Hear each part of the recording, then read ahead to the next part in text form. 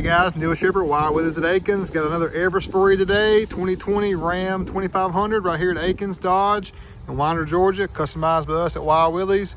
We've got a 4-inch suspension lift by ProComp. Now us here at the shop, we were thinking like, man, this thing looks tall. It looks taller than a 4-inch, but it is a true 4-inch from ProComp. Here's some of your components: shocks, spring replacement, track bar up front.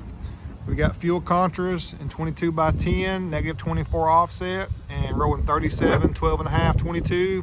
Open country MTs. Love that tire. Our mild to wild scale, we're pretty wild. We're sticking out probably 4 to 5 inches, so it's a very aggressive stance. Not super aggressive. You go 12 wide, -44, you'll be sticking out slightly more, but nonetheless, it's still a pretty aggressive stance. But very fitting for this size truck with this lift, and it being a heavy-duty truck with a Cummins diesel. Man, it's very fitting. This front end of these Cummins is just very tall and substantial.